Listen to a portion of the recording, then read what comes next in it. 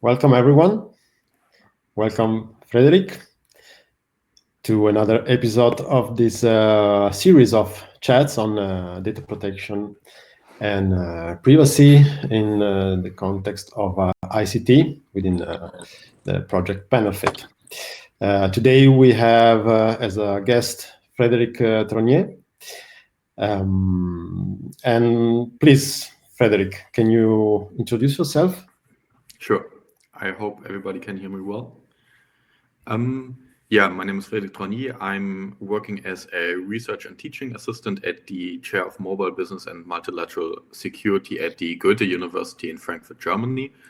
A little bit to my background, I studied economics and business administration as a bachelor's degree, and during this bachelor I did a couple of internships in startups where I became aware of the let's say data issues that for instance financial or e-commerce related startups have. After my bachelor's I worked for a year in a venture capital company. These are these companies that invest in startups in order to get the new Facebook or the next Facebook going. And after that, I realized that a little bit more knowledge in the information systems and informatics part on my side would be beneficial. So I studied business informatics as a master's degree at the Goethe University, and during my master's thesis, I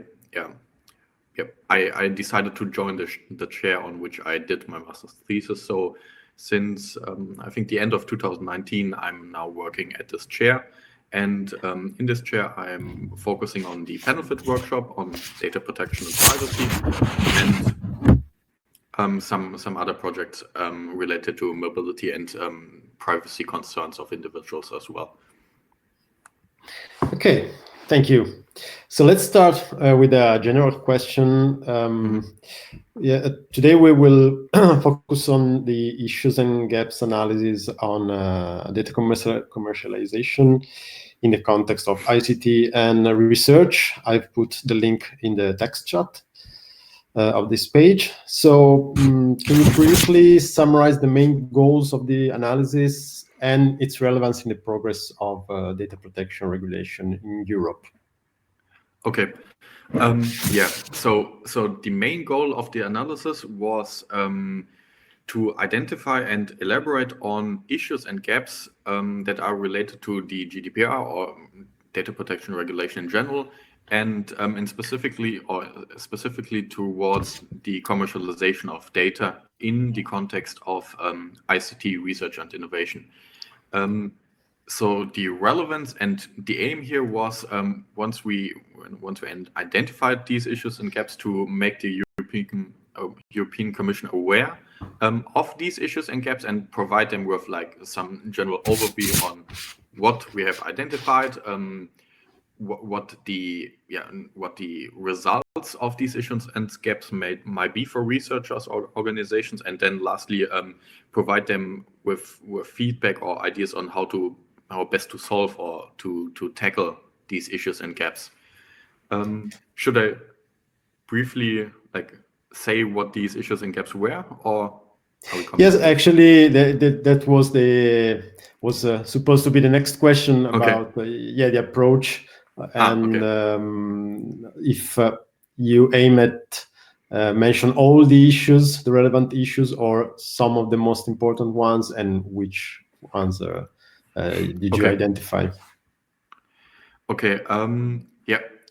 So as I already stated, I joined this project more or less in the beginning of 2020, because before this, one of my colleagues oversaw this project, and she is now on maternal leave. So I stepped in for her, and the process on how these issues and gaps were identified was that in the spirit of the Panelfit project, which is supposed to be a participatory approach, we conducted a workshop that in 2019, I think in June, in Bilbao, that consisted of 4 legal experts, so from academia and lawyers, and 4 industry experts that worked in for instance, biobanks, data markets, and technology-related organizations. And we asked them to prepare their thoughts on data commercialization, and in specific on 4 topics.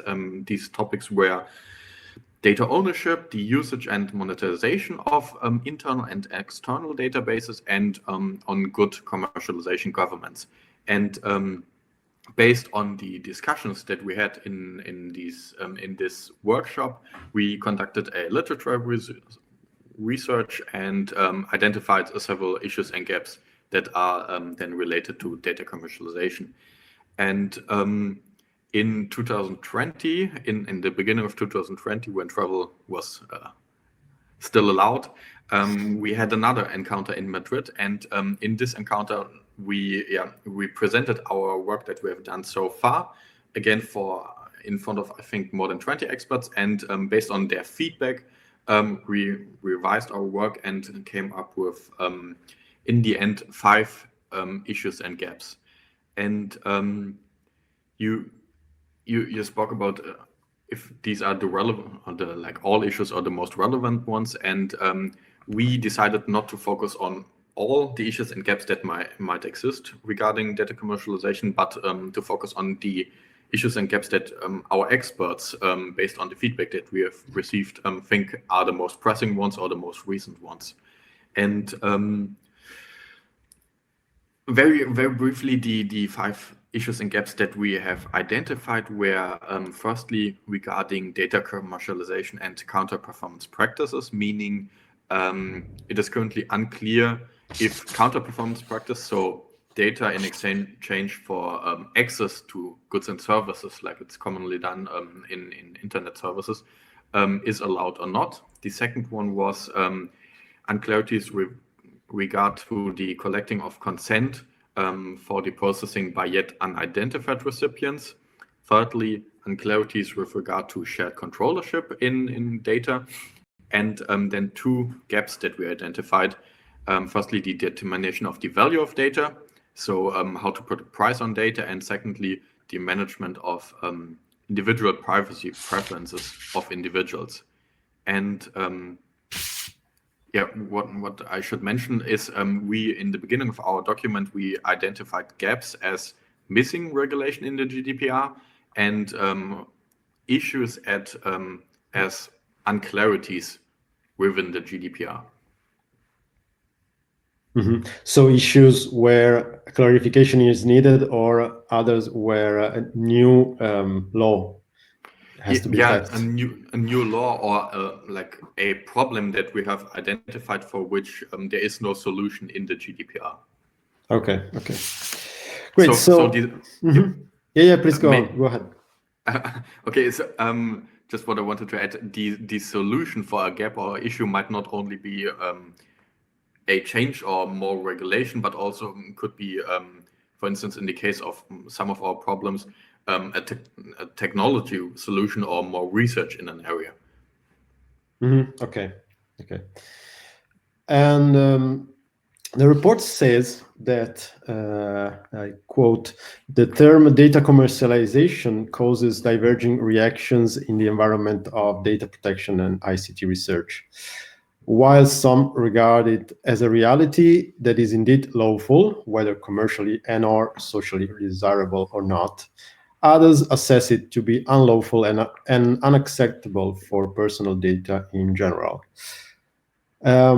What are the ethical boundaries that dictate when data can and cannot be commercialized according to the report? Okay. So the first quote that you quoted was these diverging reactions among experts is something that we have experienced, especially in the Madrid workshop, and this was partly due to that we haven't defined what we mean by data commercialization in the beginning, because the term data commercialization itself is not defined or included in any way in the GDPR or in other legislation. So we had to make this clear in order to make our whole paper clear. And if we speak now about data commercialization, what we mean is our definition is data commercialization is the processing of personal data as regulated under the GDPR in the form of licensing by granting third parties access to personal data for monetary profit. And we want to stress that yes, it is assumed that personal data possesses economic value that may be transferred between different entities. However, the specifics of the commercialization, so the terms of licensing, the licensor, the licensee, and the purpose of this data may differ, and this is what we then discuss in our work. Regarding ethics, in our work, we agree with the European Commission that the fact that research is legally permissible does not necessarily mean that it's also ethical. So we follow the notion that the legal boundaries are less strict than the ethical boundaries. And if we think about ethical boundaries, I think one should include or think about transparency of data, the accountability of the researchers, and of course the protection of human dignity and personal autonomy. So this is not included in our work, but if I had to recommend researchers something, they should think about ethical self-assessments. So start thinking about the aim of your project, the methods, how you want to collect personal data, the choice of data that you want to collect, and if you include options for instance, whistleblowers or people that want to raise concerns on the handling of data. But this specific topic of ethics is yet to come in this work, and so far we have focused only on ethical issues that were identified in the first round, and these were on should it be possible to own data, because this part of this question is highly discussed in academia, and there is no definitive answer as of yet. And the second question that was raised is how should a data subject benefit from the commercialization of data? Because right now counter-performance practices are currently what it's done, but is there another way?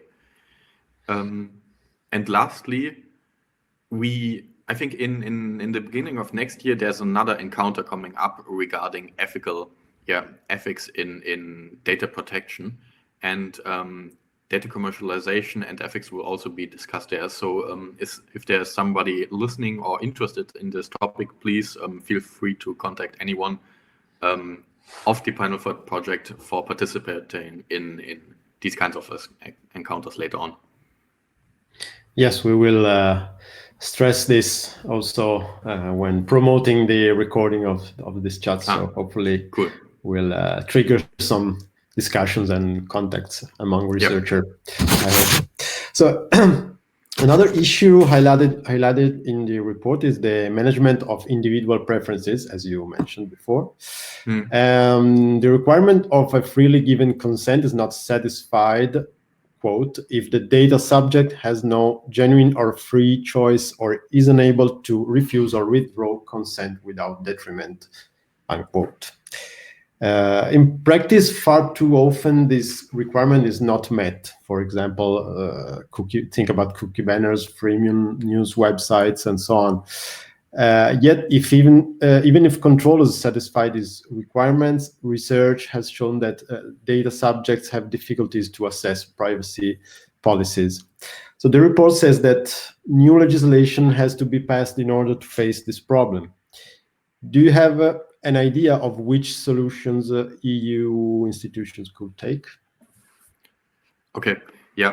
I think there are a couple of ideas, and the first one is, I think this is also what we include in our work, is to rethink an old idea, because there has been in the past already effort to solve this problem. And one idea was a project called P3P, and the goal was here to develop a sort of like machine readable standard for privacy preferences, because I think what you discussed right now, for instance, cookie banners, the problem is that individuals have to take so many choices. If they open each website, they have to manage their privacy preferences individually. And of course, many individuals don't have the time or are not willing to do this each and every time. And companies or organizations use techniques such as nudging. One button is larger than the other. It's easier to click on consent than click on other stuff, to get people to consent with cookies or specific privacy policies. And the development of such a machine readable standard would likely make this much easier if a individual can state their privacy preferences for all websites one time only, and then websites or organizations have to comply with their privacy preferences and don't have to ask them each and every time. The reason why this failed last time was that such a standard was not adopted by organizations. So if legislators or anyone else might want to rethink about this, there would need to be incentives for companies or pressure to use and implement or adopt such a standard. This is one of the ideas that we discussed in our work. Do you think we are very far from an adoption of this standard, or there's hope? I think the last time I looked, there were other projects by the EU already working on something similar. I think the implementation of something like this is not that difficult. It's the getting companies to adopt something like this is the problem, and I think only pressure works here. So yes. Yeah, I think this will be the main issue, because the idea is not new, and is very likely to work, in my opinion. Yeah. So getting out from the specific topics of the analysis for a moment, I'd like to ask you something about your research. Your PhD research on which is focused on central bank digital currencies and on the idea of a digital euro. So could you please explain us what are the main privacy and data protection concerns related to the topic, and express your position and elaborate a bit on that? Well, maybe first I'll ask you a very brief introduction of the whole topic. Just to, to give some context. Thank you. Okay. As I already said, I'm less like of a legal person, or I haven't studied ethics. My main focus of research is more on the financial side and maybe behavioral finance. So the topic of digital currencies or cryptocurrencies is the topic of my PhD topic, and specifically I'm focusing on privacy concerns and trust issues that individuals might have should something like a digital euro be introduced, for instance, in the European Union. And if we think about privacy here, privacy and trust have always been some of the fundamental concepts of money, because in the beginning, money, so cash, is still to this date the only form of legal tender that is provided by a central bank, meaning that only the cash, so the coins and banknotes that you have in a pocket, are really truly issued by a central bank, and companies or stores have to accept this issued currency. And this is not the case, for instance, if you pay with PayPal, because this is then only fiat, like virtual money that was not created by central banks. And now in the last, let's say 15 years, a couple of things have happened. So the first one is that cash is continuing to be in decline. So people, for especially in countries such as Sweden and in Europe, are continuing to use less and less cash because they prefer other payment options for instance, online transfers or credit cards. And after the financial crisis in 2008, 2009, Bitcoin was created because some people, libertarians, believe in a monetary system that does not use a central bank. So they wish to create a currency that can be used between people and that there is no central authority that oversees all these transactions. So yeah, their main goal, I would say, was privacy and a system that does not need trust in this central institution that is in at least in some parts related to or linked to a government.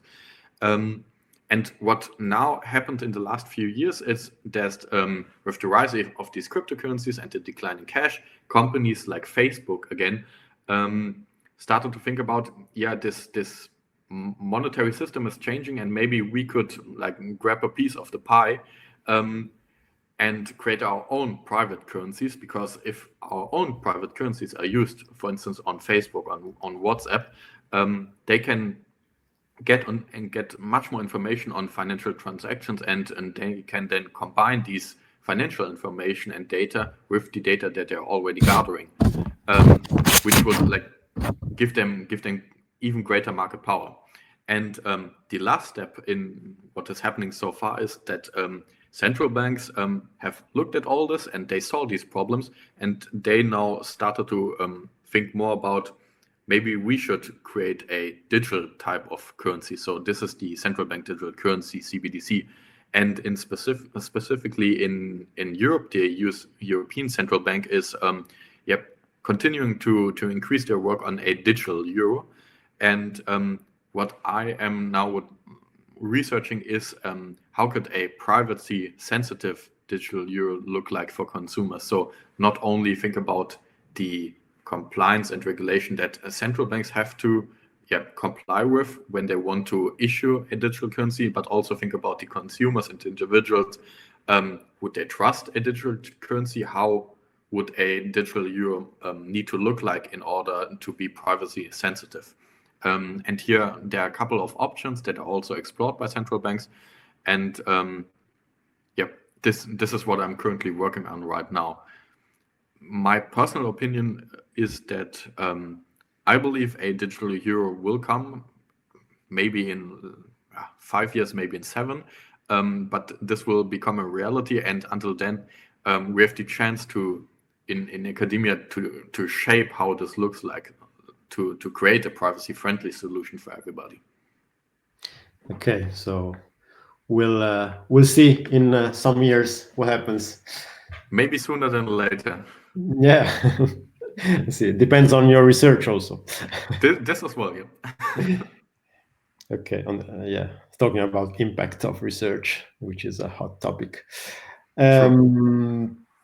Okay, so I guess it's question time. If someone from the audience wants to raise his or her hand and ask questions to Frédéric, it's time, or otherwise you can type your question in the text chat, and I can give you some more seconds to think about it. Otherwise, I have a wildcard question for Frédéric.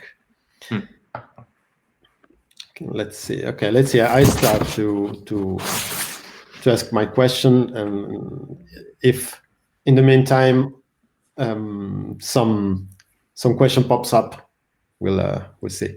Okay, so a considerable number of service providers are opting for monetizing personal information instead of charging a fee for using a content platform. Neither the directive on the legal protection of databases nor the GDPR consider this topic. EDPS opinion number 4 of 2017 says personal data cannot be compared to a price or money. Personal information is related to a fundamental right and cannot be considered as a commodity. So as a mitigation measure, you suggest European institutions to face data economy and data markets as a current reality and regulate them. how do you think we can take into consideration the ethical remarks of EDPS while setting rules on the monetization of data? And like, is it unimaginable to ban data monetization as such?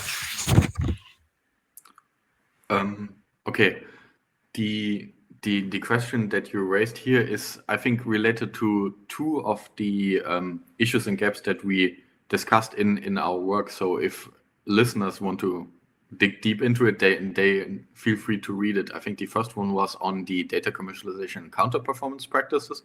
So even though personal data cannot be compared to money, the EDPS also states that counter performance practices should maybe not be allowed. And the second issue is here the determination of the value of data, because if we really start thinking about a European data economy or data markets, one would also need to determine how should we value data. So how much worth exactly should data be?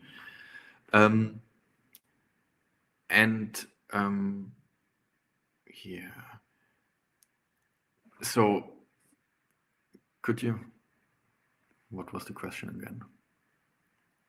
Okay. Okay, is it unimaginable to ban data monetization as such? Yep. Okay. Provocative question of the the day. I think one of the issues that we worked on here is that the EDPS had different opinions and different different rulings on these issues, because while you quoted something that they are that they think that data monetization should not be possible because data is a fundamental right. This is the first thing that they are saying, and therefore it's not a commodity, so it cannot be sold and bought as easily as a commodity. The second issue that they're raising is that consent, for instance, for counter-performance practices is only valid if this consent is freely given. And if you're only giving this consent because you get something in return, this cannot be considered freely given. And before the ruling that you just quoted, there was written something different, because I think in the proposal of 2015, it read something like data is often exchanged against counter-performance practices other than money, for instance, by giving access to personal data. So the issue that we identified in our work here is that it is currently not clear, are counter-performance practices legally permissible or not? And secondly, how does the European Union stand towards data commercialization and data markets in general? My personal opinion, and I think this is might be not the opinion of the whole project, is I think we shouldn't ban data markets and ban commercialization of data, but rather the better solution would be to regulate it more. So think about how exactly would or should such a data monetization look like? How can we guarantee that the data subject stays in control? And maybe also think about, is data monetization a better solution than counter-performance practices? And last point, maybe in the spirit again of the Panelfit project, a participatory approach would also make sense. So ask stakeholders, individuals and end users, what are their opinions on how data should be commercialized or not. Yeah, sometimes it happens that when you ask non-experts about this, is that the opinion is very different than the behavior. I think this is one of the problems, and of course, a poor person would have a different opinion on how data should be bought or sold because they're poor. So this is no definitive solution.